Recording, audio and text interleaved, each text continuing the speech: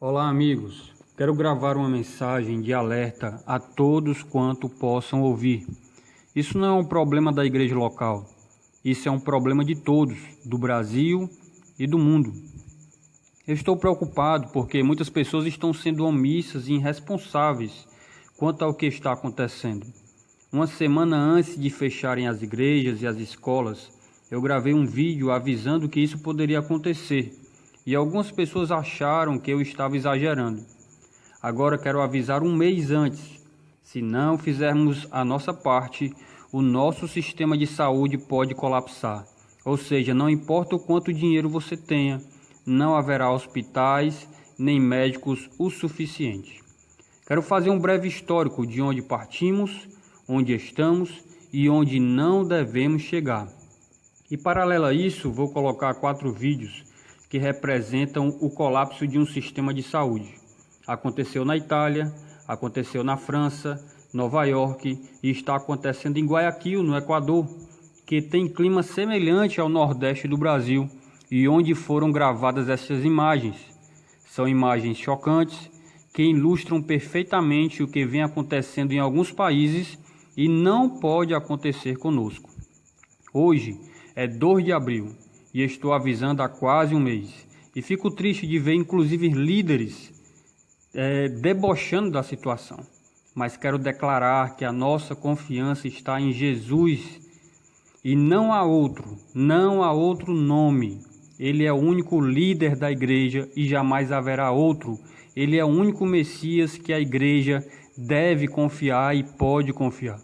Quero ainda deixar claro que a informação real é primordial para entendermos e nos prepararmos para sermos fortes e termos coragem, sem pânico ou mentiras. Mas o histórico é o seguinte: os coronavírus são uma grande família de vírus que causam várias doenças respiratórias. Em específico, vamos tratar da Covid-19, que foi identificado pela primeira vez em seres humanos em dezembro de 2019, na cidade de Wuhan, na China. Dentre teorias de conspiração, como sendo algo intencional, a teoria mais aceita é que seja de origem animal e surgiu em uma feira de animais vivos, inclusive para o consumo humano. O surto inicial deu origem a uma pandemia global que, o dia de hoje, ou seja, pouco mais de 3 meses, tem 1 milhão de casos confirmados e 52 mil mortes em todo o mundo. Por isso, agora considerado uma pandemia pela OMS, a Organização Mundial da Saúde, ou seja, totalmente sem controle. O Covid-19 é uma doença infecciosa e os principais sintomas, ou os mais comuns, são febre, tosse e dificuldade de respirar.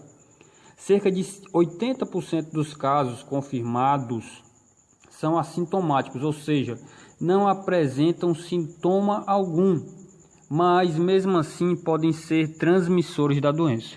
Por isso a importância de evitar o contato com outras pessoas, principalmente pessoas na faixa de risco, ou seja, com mais de 60 anos e doenças crônicas graves, como doenças cardíacas, diabetes ou doenças pulmonares. A grande maioria das pessoas se recupera sem nenhuma sequela. No entanto, 15% são infecções graves que necessitam de oxigênio e 5% são infecções muito graves que necessitam de ventilação assistida em ambiente hospitalar.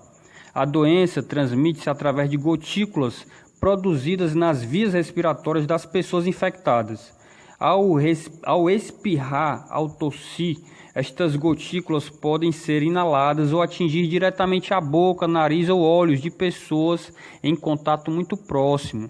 Essas gotículas podem também depositar-se em objetos e superfícies muito próximas, ou seja, ela vai infectar o local em que uma pessoa passa e depois leva a mão aos olhos, nariz ou boca. O intervalo de tempo entre a exposição ao vírus e o início dos sintomas é em média 5 dias, mas pode chegar até 14. Por isso que a quarentena, na verdade, são 14 dias. Entre as medidas de prevenção estão a lavagem frequente das mãos, evitar o contato próximo com outras pessoas e evitar tocar com as mãos no rosto. No entanto, quase todas as autoridades mundiais decidiram pelo isolamento social, ou seja, afastar as pessoas umas das outras para evitar o contágio muito rápido.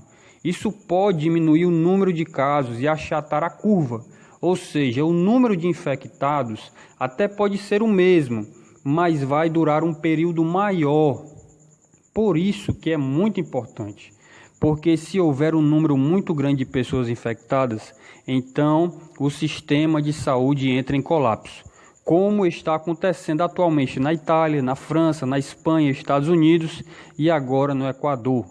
Vamos usar um exemplo, uma região como a de São Paulo, que junto com o Rio de Janeiro, Distrito Federal e Ceará, tem os maiores números de casos no Brasil. O estado tem 44 milhões de habitantes, mas vamos usar apenas a capital, que tem cerca de 12 milhões de habitantes.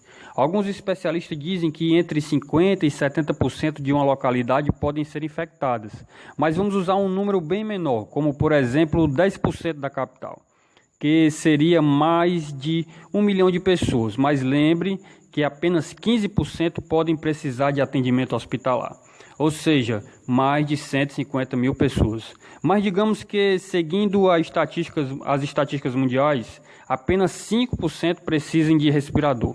Então, isso é mais ou menos 8 mil leitos com respiradores ocupados.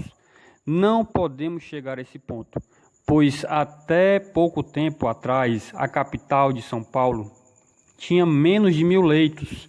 Caso chegássemos a esse extremo, teríamos apenas pessoas chegando aos hospitais, mas teriam que ficar nas calçadas. E todas as pessoas que precisassem de respirador, mesmo que estando dentro do hospital, morreriam sem ter a chance de lutar. Nós precisamos mudar isso agora. A fé e a coragem, a famosa compaixão brasileira, deve entrar em ação agora. Todos precisam saber e entender isso. Existem duas formas de Deus salvar o homem.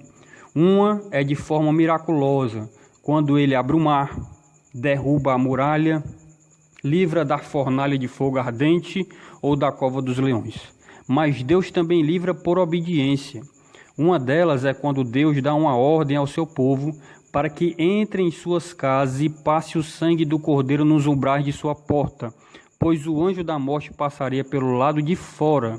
Semelhante a isso, em Ezequiel 33, fala do atalaia, que era o vigia da torre, que quando avisava o povo do perigo, ele não ficava culpado. Mas se viesse o perigo e ele não avisasse, o sangue daquele povo cairia sobre a sua cabeça.